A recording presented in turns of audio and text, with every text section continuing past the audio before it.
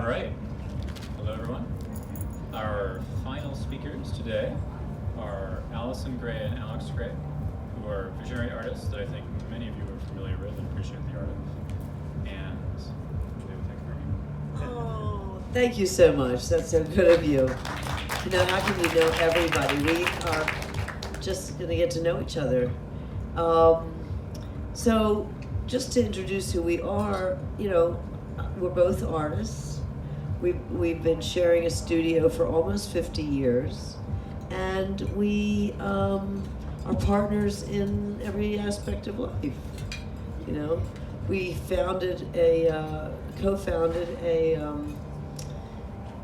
radically welcoming inter-spiritual art church in the Hudson Valley called COSM. That stands for Chapel of Sacred Mirrors. Oh, what are the Sacred Mirrors?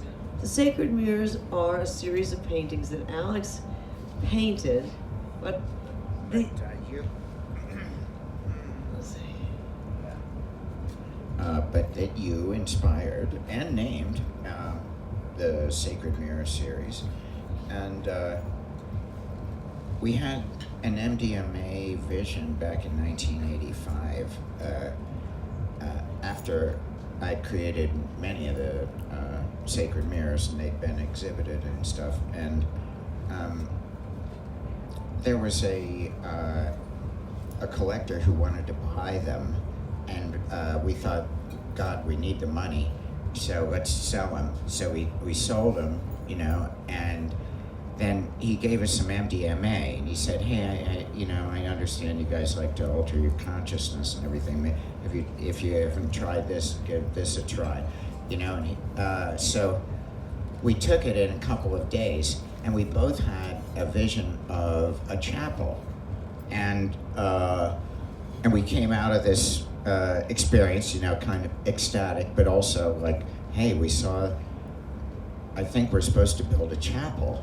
And we both saw this, and so we called him back and said basically, yeah, we can't sell the sacred mirrors. I think we're supposed to build a chapel. Well, and I just want to cut in there, because the thing is, the Sacred Mirrors idea came out of a performance that we did together called Life Energy, where we were trying to experience our life energy with a community. You wonder how are we getting to the idea of community? That's what the talk was supposed to be about. Well, we brought together, one of the first times we ever did this, you know, a few handfuls of our friends into this gallery in Boston where we did this performance called Life Energy. And we tried to experience like explosive life energy and eye bridging and all kinds of different interactive things. But the one thing that Alex did that people really seemed to like during the intermission was, for the intermission they were supposed to, you know, face these life-size drawings of the body.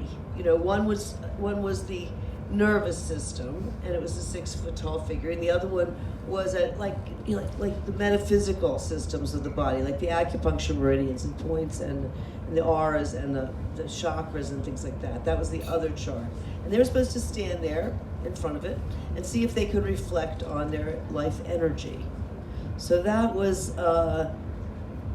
it was a performance that changed our life in a lot of ways. But that was back in 1978. Yeah. And then since we had this vision in 1985 on MDMA and stuff, we started talking to people about, hey, you know, we had this vision, you know, that we were supposed to build this chapel, you know, and of course we started making drawings and everything like that, and we were traveling all over the world telling people about building this temple. Yeah, we have to build a temple, but how are we going to do it? Yeah, so it was like for years we went around talking to people about it, and so one shaman friend, basically in I think it was 2003.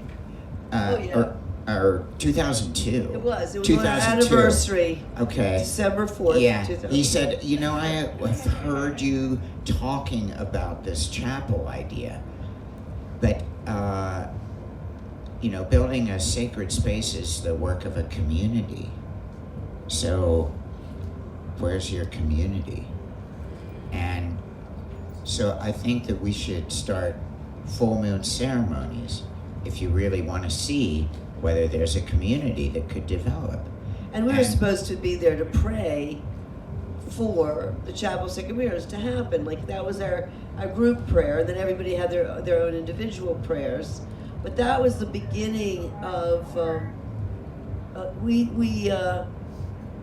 we started full moon ceremonies in January of 2003, and we are about to celebrate our 272nd consecutive and an unbroken chain of full moon ceremonies.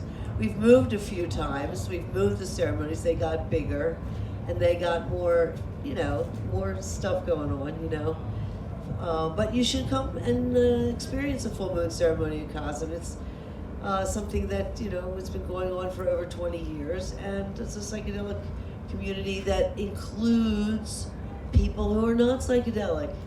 As long as we can all be, sort of inclusive, and we talk about it openly and everything. We don't do it there openly, although people do. But oh yeah, I know it.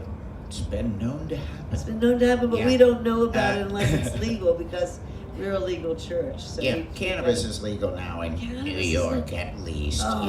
So that's something that a sacrament that a number of the people who come to Cosm enjoy, and to further that notion about community, and we were kind of surprised, that and began to just kind of understand after we started these full moon ceremonies that there were a number of people that did want to help to make this thing happen. So let's say the communities are built out of a shared purpose, and when people feel aligned with either an experience that people had or a purpose that they share, that is something that can bond a community. And artworks, creative works, can bond a community. But as we well. like to say that the inevitable consequence of love, and that would be the greatest love, would be, the love of more people and greater community. And the inevitable consequence of love is the building of a temple. That's what we found when we were traveling to see sacred sites all over the world. We discovered, how did they, who built these, and why did they build them? And in many cases, I do believe it comes out of the love that people have for community and for each other. And the other thing that we found was that people were looking for a place to just be together and tell their stories, and have deep conversations, and basically try to, be as authentic as they possibly could be with other people and find love. Because that's really what's incredible about a spiritual community, is that it crosses all of the boundaries of, race, color, creed. If it's really true, inclusive religion, it does. Religions are not inclusive, many of them. You can't do this if you're not that. But they all have a center of love. Yeah, well, I tend to think that of the temples as kind of crescendos of love energy, of a community. And truly, the mythologies that have woven through many spiritual communities are just their ways of articulating these senses of unity. And one of the most profound lasting effects of the psychedelic experience is a sense of unity, a sense of oneness, and both within and with the greater world. Certainly, maybe with some healing comes a unity within one's family, and then with a greater community around that, and ever greater rings of communities until we embrace the entire living web, and all the plant kingdom, and the cosmic visitors, and residents and strangers that transit through this portal of reality that we're co-inhabiting. So I would like to say that a community shares an experience. So that's one of the things that I think that our community, which is global, worldwide, we know that there's a psychedelic community in Egypt. You know, it's this incredible psychedelic community in Greece, in everywhere, in Moscow. Yeah. I mean, there was a place in Moscow where, you know, you have to go down through tunnels and go through a lot of locked doors before you get to the place where people were smoking weed. But we found them. Yeah. We did. They found us. And they Now brought we're us like there. magnets for psychedelics somehow. I don't know. That what seemed like the happens, deepest why that is. I don't know. deepest inner sanctum. Yeah. We did a lot of incredible things there, but that was really. Well, that's psychedelic angels are all over the place too, That's right. and I think that I like to think, of course, once you've, you know, gone over the line into imagining that there's a spiritual reality or a world beyond the material realm that is the kind of like the fulminating ultimate mystery, you know, that happens during these psychedelic visionary experiences. Now, they're complete kind of immersive lessons. If we could just slow it down or put it on slow-mo and write down like what's happening right now. Now, even if we all make sense of it in a different way, most of us, if you're talking about a psychedelic community, have been through something like that. And because that, you know, that's kind of a sieve of people. Okay, now you're in that group of people that have had that experience and you understand something. What happens? Like that sense of unity I was saying, then leads to a sense, I think, of justice, hopefully. You know, a sense of oneness would mean that there is a sense that you're united. In one of our amazing psychedelic mystical experiences, it was basically we had become balls of light, toroidal, flowing balls of light. And there was no gender, there was no age, there was no race. It was just an energy ball, and the energy was love. So a love energy ball that was transcendent of its physical vessel that was briefly inhabiting or somehow providing some little tunnel down to from this eternal cell in the body of God that I felt all souls are in some sense.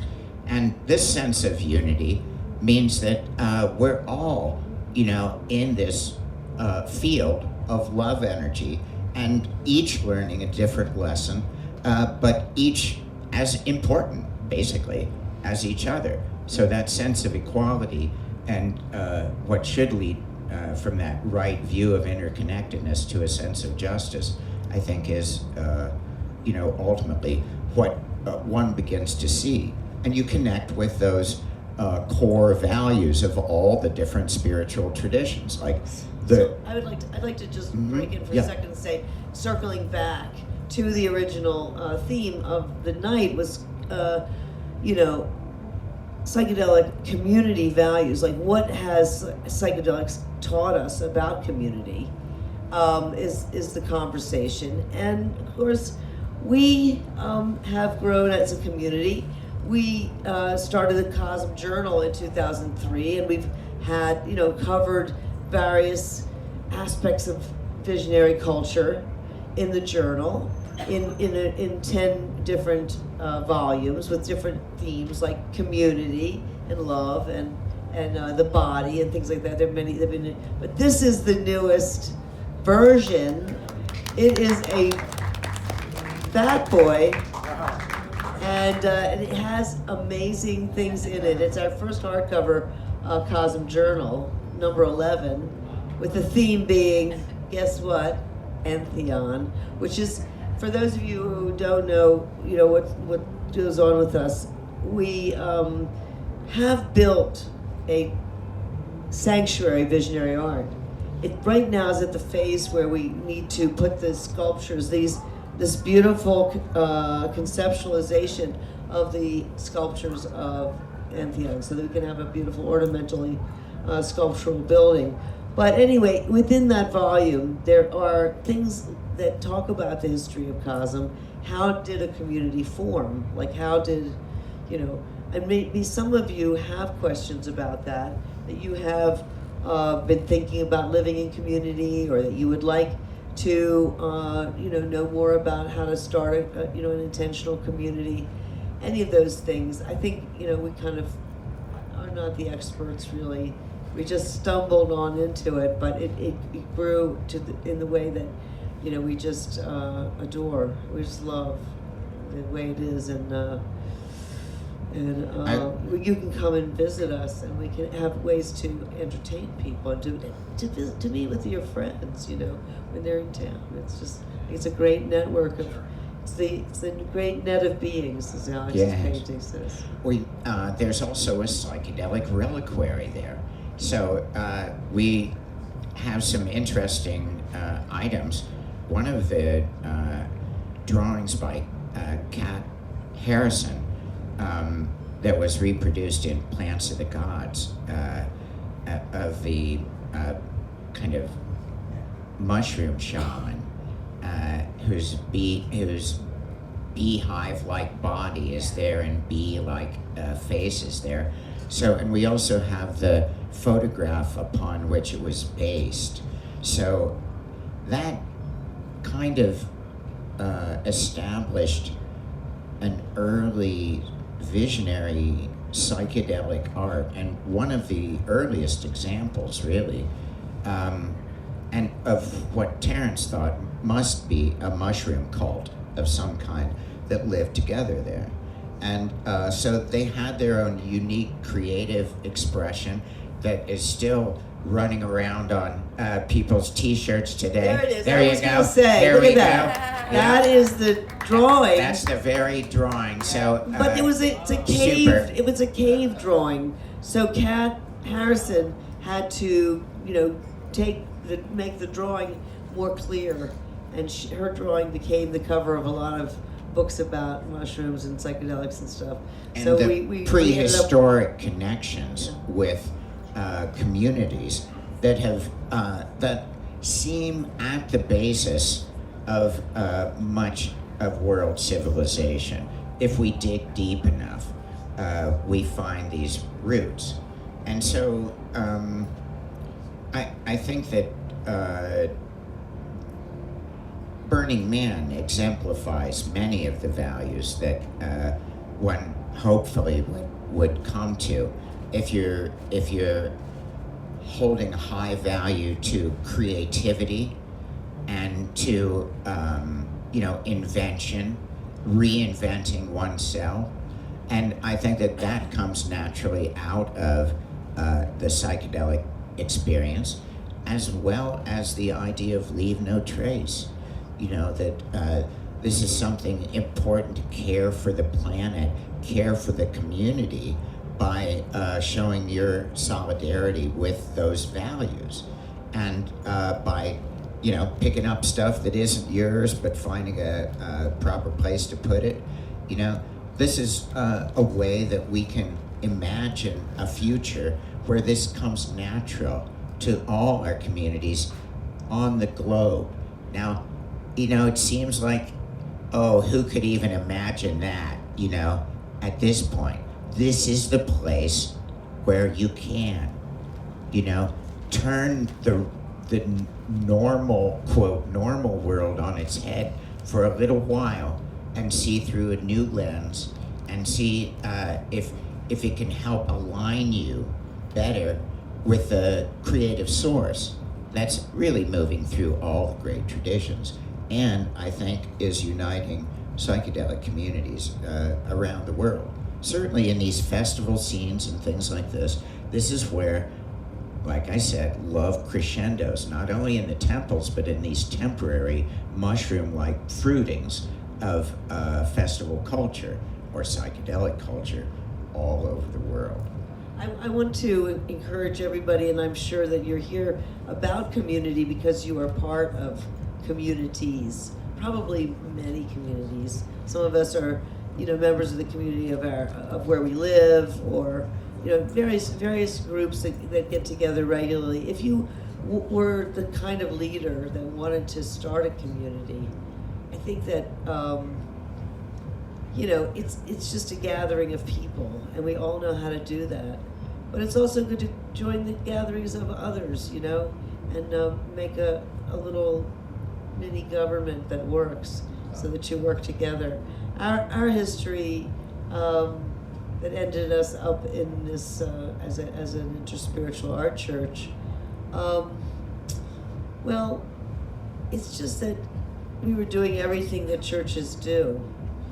We were doing baby blessings and weddings and memorials and having regular gatherings and liturgy from Alex's book Art Psalms.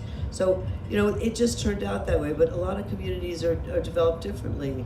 There are communes, and all sorts of ways of doing intentional community. So I think it's been a blissful to live with people in harmony. Yeah, well, the sense of teamwork, the sense of it's not just one of us, but there's but there is a sense of oneness, that there is only one of us, that transcends what we can see. I wanted to recall, I've been recalling the time in our journey where we had just purchased the land that we're on now, and it was a very compromised old piece of property with 6 buildings and a barn that were all very run down and really full of junk, and needed incredible, every one of them needed incredible amount of work. A couple of people fainted when they saw it, thinking of how much work we had to do. And those were the so-called investors that dropped out. That's right. Yeah. That's right. But it had a lot of potential, we thought, and it really has. But the thing was, we were scared shitless, of course, as soon as we signed the papers, and but these people, a friend, commissioned these people, Yogi Raj and Vivi, from Minnesota or something, to come and do a workshop for just us, related to, our purpose, our values, and our beliefs. And we had already been operating for, since 2003 to 2009. It was 6 years we've been operating as a sort of a alcohol-free club in a way. But we also had the full moon ceremonies, so we ended up doing weddings, baby blessings, and memorials there. So, but this is before we became a church. But anyway, what was I going to say? You were talking about how Yogi Raj and Vivi helped us to come up with some core values, basically, which is a cool thing that, you can read about Burning Man's values and beliefs and stuff like that. And I think that it's a cool thing for anybody, to make an attempt at some basic ideas. So, or even that if after a psychedelic experience that you're more open to the possibility that maybe you don't know what's going on, and so that's a good opening, and it's actually one of the usual results of a psychedelic experience. You know how to find the core values. A sense of openness. See, we have a lot of this sort of material in this new Cosmic Let's see here. Let me look in this wonderful book that I just got from Kazan. It Oh is my just God. it's just hitting the curb, whatever it is, coming in from the publisher, and you can have one of these. Oh, look in the table of contents. Well, you do that while I tell everybody something else, and I just want to really acknowledge Palenque Norte. We did a Palenque Norte talk the first time in 2003, and our daughter was 14. And the title of that talk was Psychedelic Family Values. So this was kind of a play on that, to say psychedelic community values, because I think we learn, from psychedelics, like every aspect of life, how to be a better parent. And, but it was really, how do you, in those days, it was, what do you tell the children? It was like, how do you, tell them and not get them into trouble, with their friends and their parents of their friends. When they're, living in a regular and material world. So, but anyway, it was really fun to do that, and I know that it's still available, although it probably, some dated in certain ways. It's information, because today talking about psychedelics is so much easier with children. I think. It is so much easier. Thank God for that, and thank Burning Man also for being more open to discussing it. Of course, it's still a tricky subject, for a lot of people to be outspoken about. But I also salute Palenque Norte for continuing the conversation that started way down in Palenque, and this was a gathering of psychedelic friends, who knew that these conversations were a way in for some people who had journeyed and were wanting to seek out others, who they could share their insights with, or who, they could check things out with. And so we have seen that visionary art can be a kind of orienting generality to the as a reference point to the psychedelic mystical experience, because there aren't a whole lot of outward representatives of those states of awareness. So having some kind of thing that we can point to, like the ancient Tassili mushroom shaman there, it's a way we can look back and gather up our global community.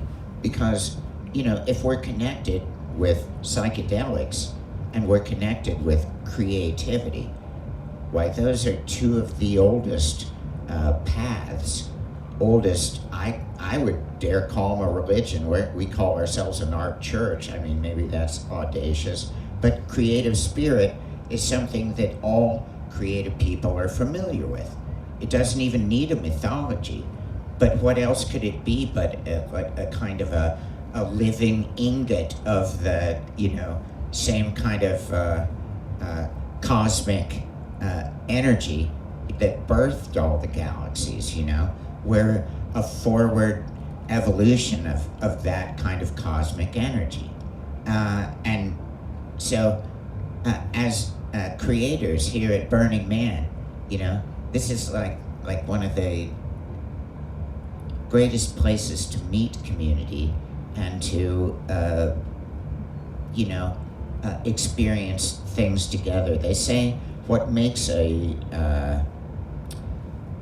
kind of spiritual community is that somehow during a ritual of some kind, they're brought in touch with certain symbols.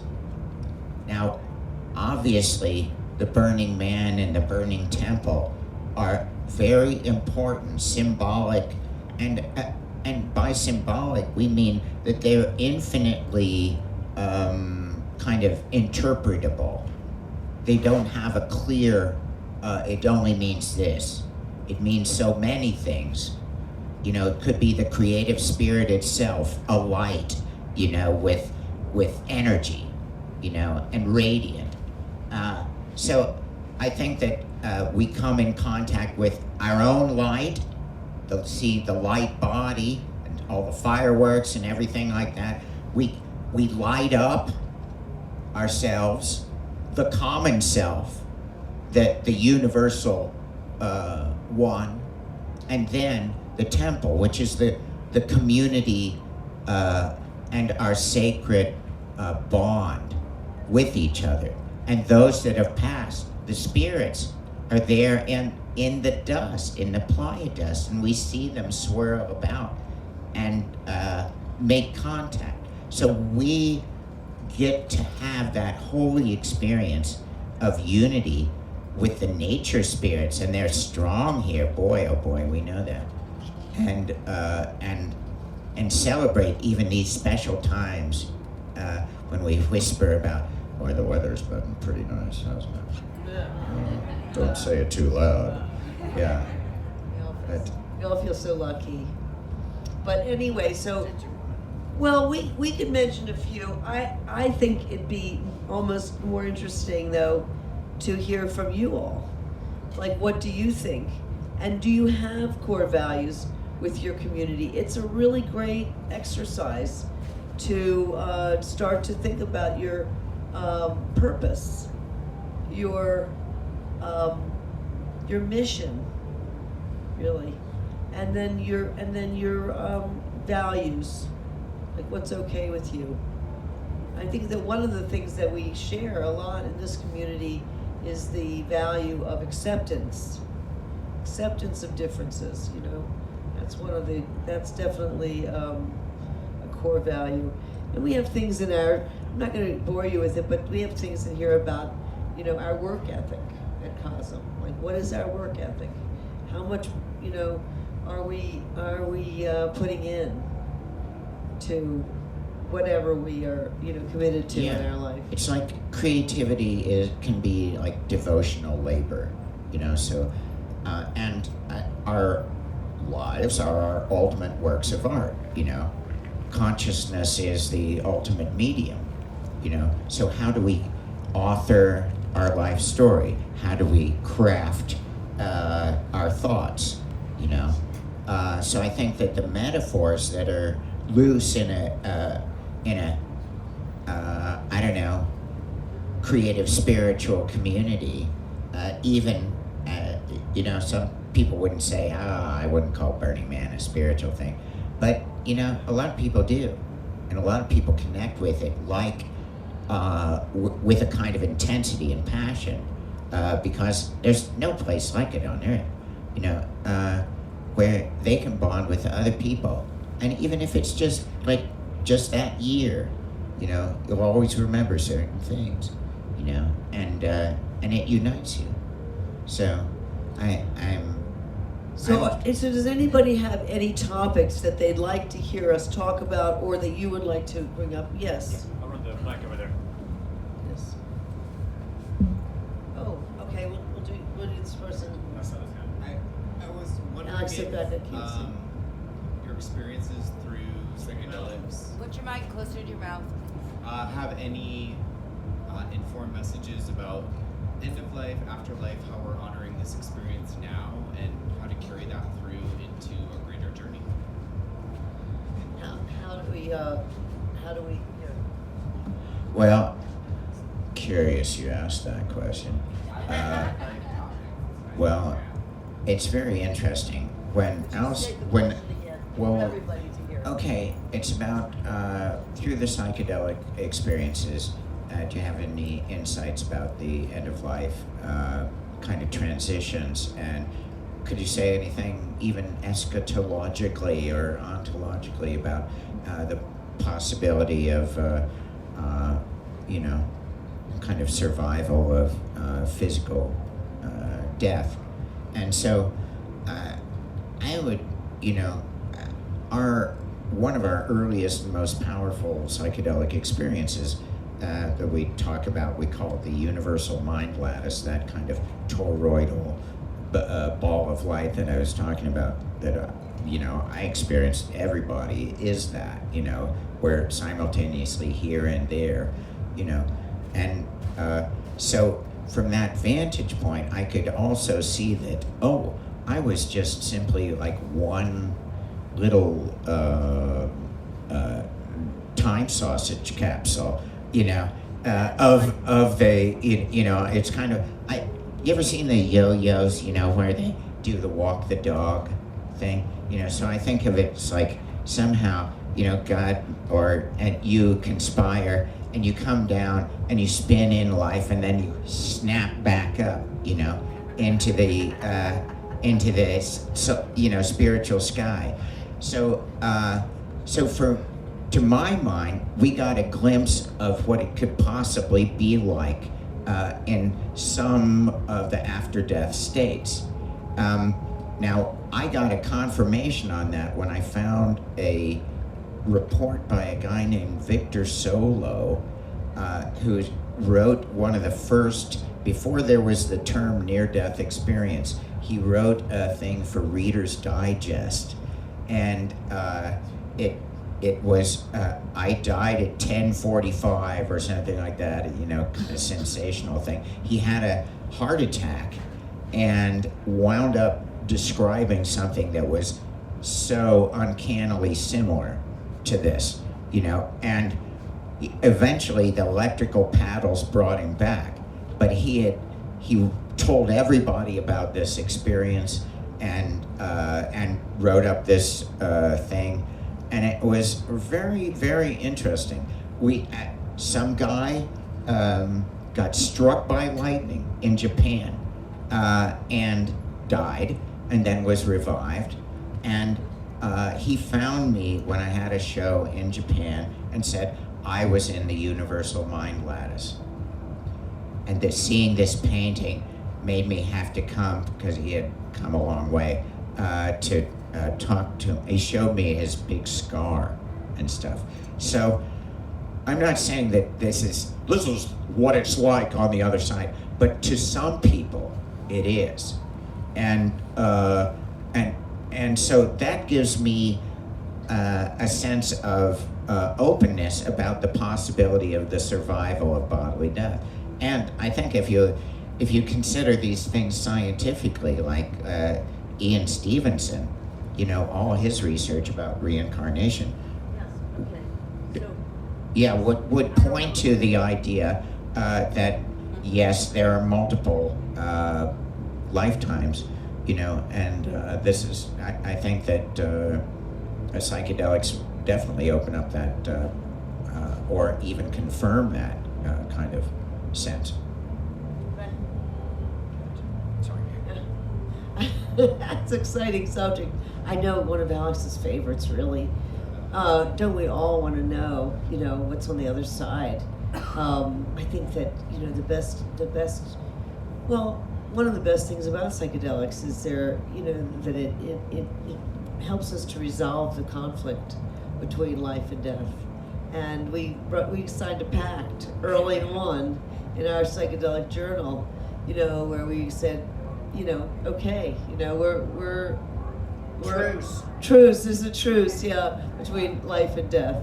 And so I think it's the great big, you know, I just was reading Jane Goodall. She worked with all those gorillas and everything, and she is in her 90s, and they asked her, you know, about, and she just thinks that, you know, has the best attitude about it. It's the great beyond, and it's an exciting adventure. And every night before we go to bed, we wish each other a great adventure in the sleep world. And so I feel that that's kind of, you know, what you can hope for, is that your consciousness will, I don't know, enter the great void, the voidness of the all, and maybe, I don't know, do we believe in reincarnation? I don't know. I kind of do. Because Endlessness somehow, right? Yeah. Boundlessness, endlessness. Yeah. Well, anybody else have something to say? Yes. Or do we have somebody already over here? Let us decide. Let's do the choosing. How about that? But anyway, yes, you have the mic already. Good. Earlier on, you're speaking about the uniqueness and the impact of Burning Man. How has Burning Man shaped, informed, or contributed to your chapel? I'd be curious to know. Is there anything tangible, tangible linkage between here and there? I'd like to say that there are friends that we see here, and the reconnecting with people from all over the world who have some similar interests and core values and like principles, you know, that are in common with us. These are our dear friends that we see, and we make so many new friends. And frankly, you know, it is kind of a New Year's resolution of ours every year to make more friends. I recommend that. It's a really great idea. If you want to have a community, you have to just know people from everywhere. It's just the most wonderful thing. And there's many ways to be creative, and so many of them are demonstrated here. It's the greatest monumental sculpture exhibit on the planet. You know, people come here and build a huge thing. You know, it's incredible. Yes,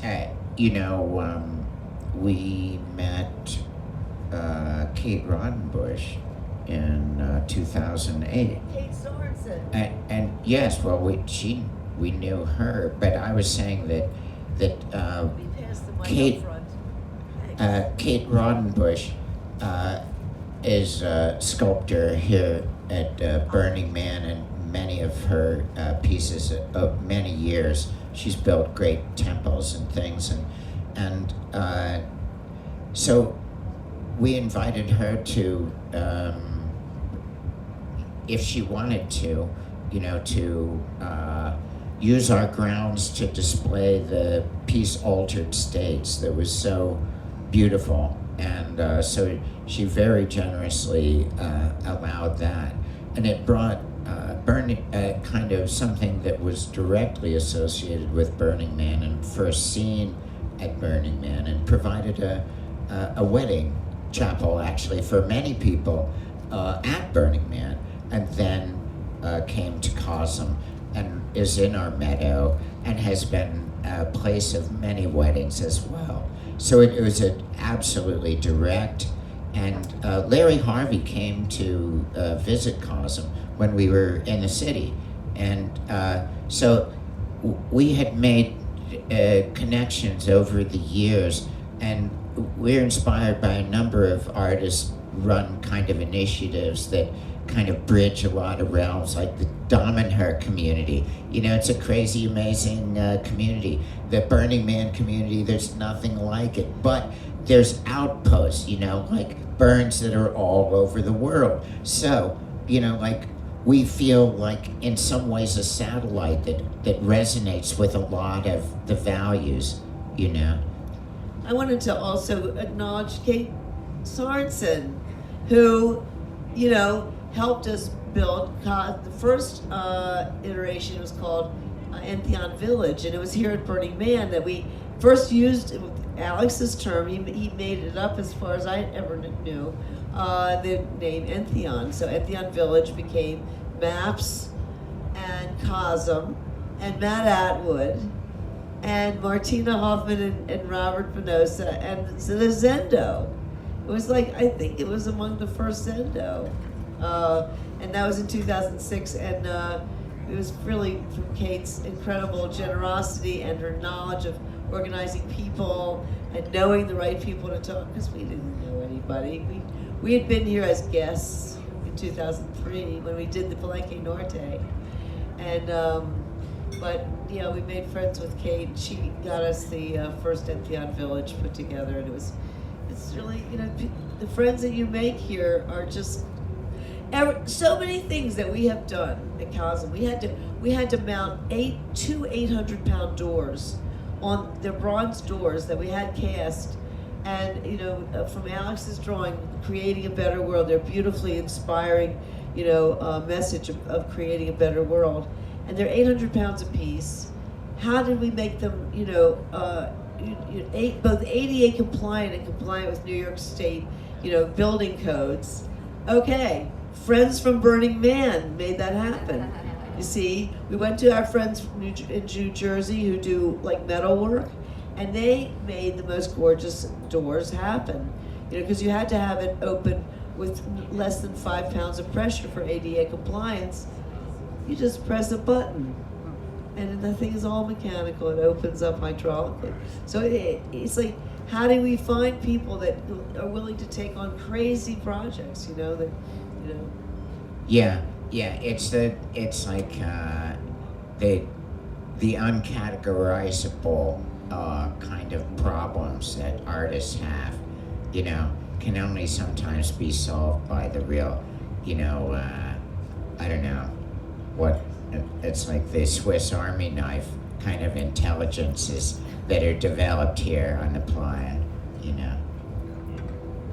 Yeah, you had a question as well. Yes, you're taking my. There you go. I hope I don't change the direction of our topic too much, but I wanted to speak up to your idea of core values. Core values. So I'm a mycologist by trade. I grow psilocybin mushrooms What's your core values? professionally, and I just want to say that like my guiding light within my community is all about integrity. Like how am I holding my medicine, where it's coming from, the organic ingredients I'm putting into it, what am I speaking around them, what kind of music am I playing, like all these things. If we're going to be carriers of this to pass along for other people for their healing, like it has to be come from the most genuine and most loving, giving place. And so I just like like who am I passing my medicine to, like making sure that people are safe to receive that. And all like my guiding light all around us is all about integrity. Am I in alignment with my path consistently? And I can notice when I'm not, because then things starts getting crazy, and I realize I have to come back to myself and like figure out what it is that I need to make the shift inside of myself to keep things going. But I just wanted to share that with you. Integrity, absolutely. I mean, you You're so say right. being aligned, with your core values is integrity, and so that when you're in integrity. Another definition I really like a lot about integrity is doing what you said you'd do when you said you'd do it. And that means if you have to change that agreement, like I can't be there at 5 o'clock, but I would like to change my agreement to 7 o'clock. That's still in integrity because you've changed your agreement. But when you don't show up until 7 o'clock and you said you're going to be there at 5 o'clock, then you're out of integrity.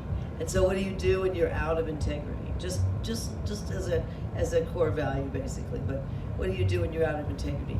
You take responsibility for it. That's the only thing that you can do. I'm late. Really, you don't have to say anything more than that. It's like you are late. It's like you were late. I said I'd be here at 7, and I didn't make it. I missed the mark. So anyway, then just leave it alone. It's like no excuses. Nobody wants to know. You know what I mean? But integrity is really a very interesting and important core value in every community. When you can't count, it's being accountable, isn't it? It's just like what can you be counted on? If you say you're going to do something, can you be counted on to do it, or change your agreement with somebody about it? So anyway. Beautiful, yeah. Oriented to truth, like truth, goodness, and beauty. I think that's what unites a lot of spiritual communities, and I think that unites people here at Burning Man too. There's an interest and concern with all those subjects, I think, and in medicine communities especially. I think you're really right. So who else? Okay, you had a question for a long time. You want to come up? I'm sorry. Come on up if you want to. Say something. Okay. Okay, good. So, connecting to values and purpose. Speak into the mic, right in there, like you're right. So recently I've been doing some reevaluation of my life, and by reevaluation I mean like literally going through a process of like what are my higher values, and so one of them is community togetherness, and another is like art creativity, and I've realized in terms of like it looks like I'm going to be like working at like what the Buddhists call right livelihood, and so I've realized I'm not just an artist, I'm also an art educator. And so like I follow the YouTube channel that Cosm has, and I see the broadcasts that you do, and I see like you're offering courses and get-togethers for the community. And so I've been thinking about community a lot as well lately, and I'm wondering if I could just maybe open it up for both of you to maybe reflect upon like what does education or art education look like when it's working. Does that make sense? Like, because I see it happening in the community that you've fostered around the work that you've done with Cosm. I think that one of the things that is wonderful about kind of the visionary art orientation is that there's still this sense of, but it's the same, like I think in the realist, but maybe some others as well, a respect for mastery of something. And so the craft becomes like a spiritual practice, because you want to get better at it. The only way that you can, I think, really get better at this thing of kind of portraying the mystical experiences by, developing your own self-knowledge and developing your own spiritual nature in a way. Meditating, perhaps, finding a way to ground in a daily practice what you learn on the path of psychedelics, so that it can become more integrated, with your everyday approach. Yeah. Well, I mean, art education is something that you can only do that yourself, really. If you really want to be a great artist, first of all, draw every day, and be, sort of, like you set high standards for yourself, and then reach for them. I mean, if you want to learn to be, you have to be guided by your own instincts. You have to just start somewhere, and what you start with is what really calls you. Now, Alex and I both had traditional art educations for the first 2 years. Very rigid, very academic, but it forced us. This is a good thing about an art education, that's a formal art education, if you could afford it, excuse me. But, it's just so expensive anymore to do that. But if you can, you're way ahead, because somebody will hold your feet to the fire about learning to draw the figure, learning to draw a period, learning design, composition, and you have to be always, ready to show your work to other people and get critiqued.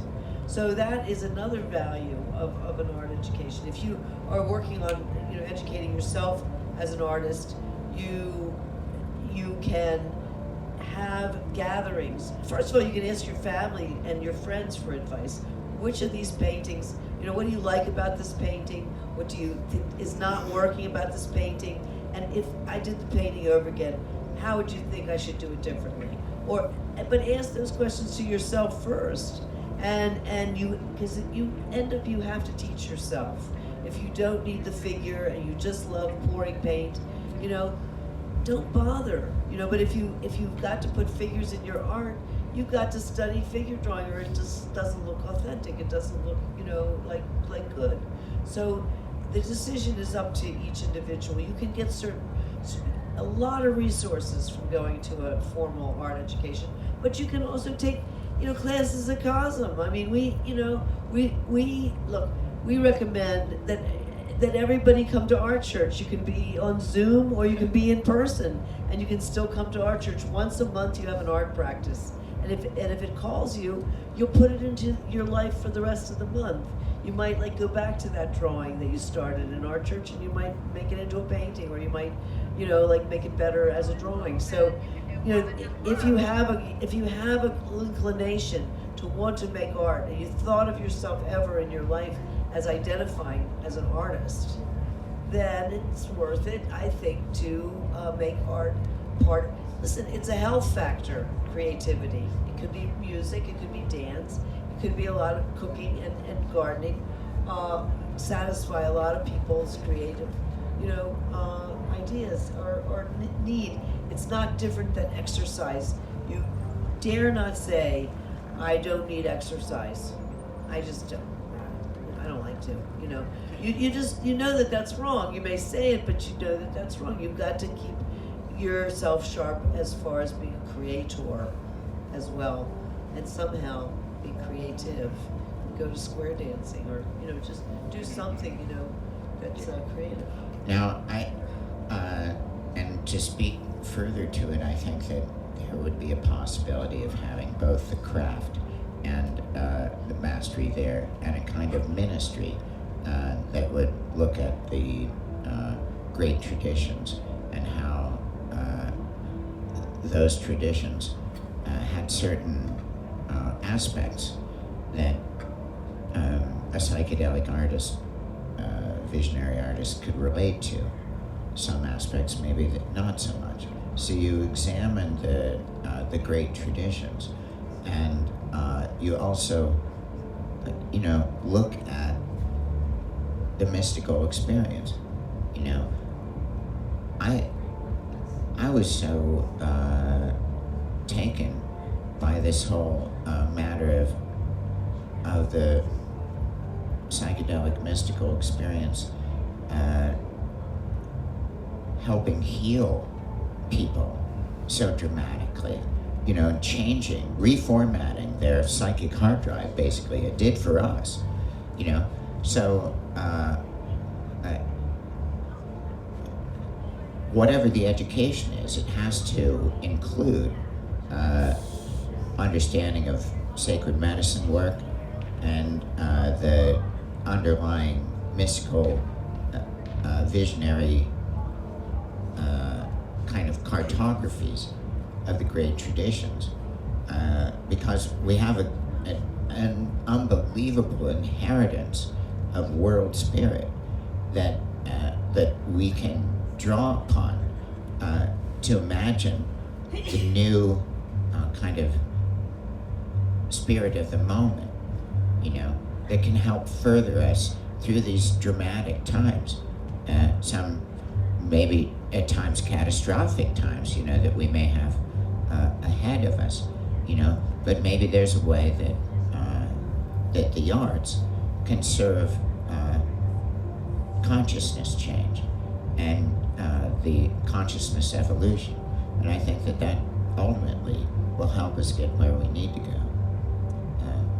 I just wanted to, yes, I love that too. I just wanted to say, as far as, our education, after 2 years of really hardcore boot camp of art school kind of stuff, we both moved on to more, well, Alex went and became a billboard painter for Columbus Outdoor Advertising for a year. That was an education. And we both went on to art educations that had a lot more freedom and flexibility, which was the museum school in Boston, which would basically let you do what you wanted to do, and have great people around to comment and help you, like mixed media and performance, and those things were not foreign to them. So, yeah. But anyway, so anybody else have completely different questions? There's one right there. This will be the last question. That's great. Thank you very much. It's really interesting. I was at the Eclipse in 2017 in Oregon, and I didn't know you were going to be there, and I got to see you. And today I made a wrong turn, and you guys are here, so I kind of feel like I meant to ask you this question. It's your fate. Yes, absolutely. Connected. And that's kind of what the question's about. And the question's about purpose. And I'll give you very brief context for time.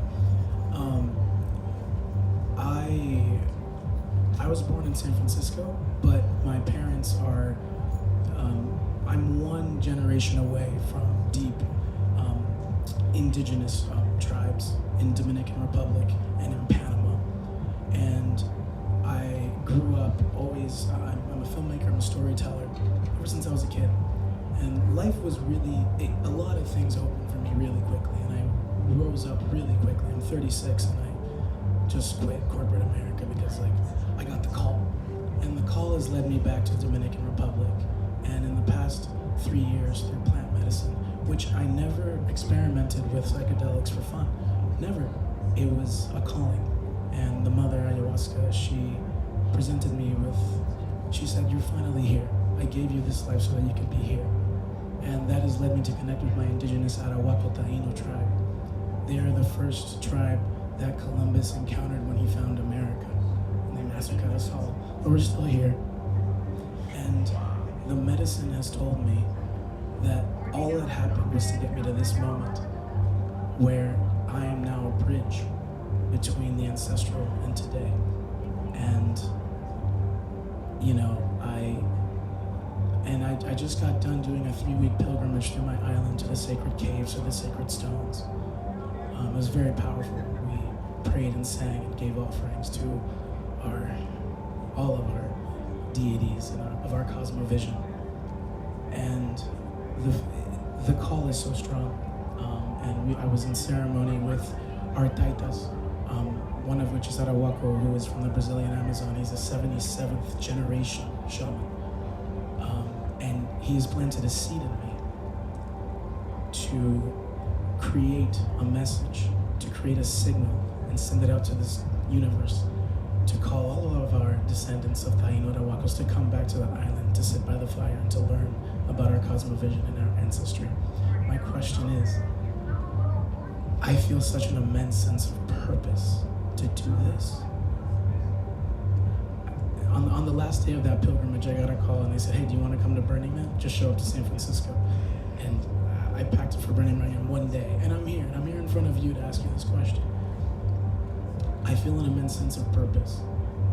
Did you, in your work, ever feel, or when you've experimented with ayahuasca plant medicine, specifically when you were connecting with a mother and the abuelo, all of those, did you ever get a message that this was your purpose? Because obviously you both have become so influential and inspirational for artists and people all around the world.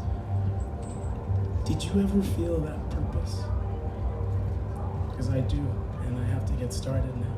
And I feel like me being here at Burning Man is like, that's what's gonna spark this creative flame for me to create the most important thing I've ever done in my life. So, purpose. Have you ever felt purpose? Thank you very much.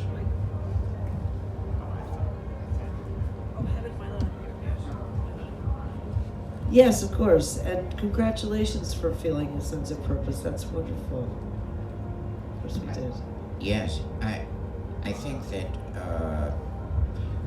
that leads to a sense of mission, you know, and that when you have a vision like that, it leads you to orient yourself toward fulfilling that. And part of it beautifully demonstrates what I think is also one of the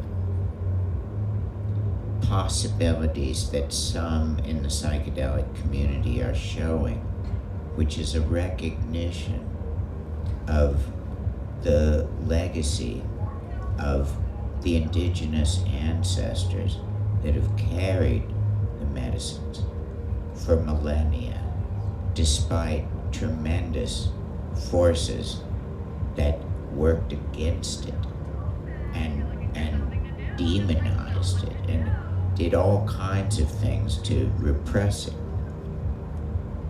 But it's a very special time right now. And now I feel like there's a maverick band of angels that says, hey man, we're the SWAT team, you know, that come in and like anything, any kind of spiritual way that you have, and it doesn't have to be aligned with any tradition.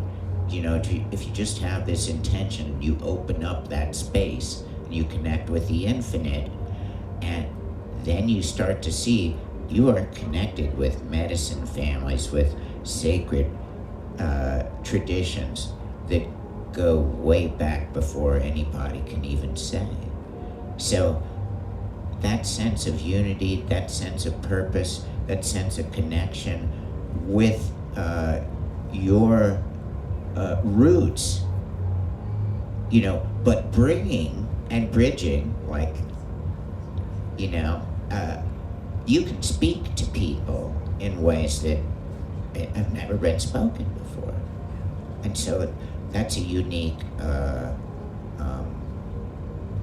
voice that you'll bring. I'm so excited for you. I am too. Thank you. I think that they want us to close this ceremony or this talk, but I wanted to just say that, you know, we represent a community, COSM. I mean, there's a greater community, the psychedelic community, and the greater community of Burning Man, and the global community of the psychedelic community.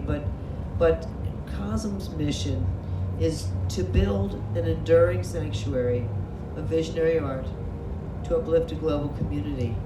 And we just like to say that as a model, that if you are thinking about putting together a community, start to think about your mission and the values that you want to be set down. Very, very basic core values. And you're welcome to look up our core values either in this. I think they're online as well. But they're all Yeah. online as well. COSM.org. COSM.org. Yeah. And you can also find our videos on COSM.tv channel on YouTube. So you go to YouTube, COSM.tv. We have about 150 or so, offerings there, including puppet shows and things like that, and a lot of full moon ceremonies and interviews and stuff. Sacred puppet shows. Sacred. All psychedelic too. So anyway, we bless you and we love you and thanks so much Love for being you. here tonight. Thank you.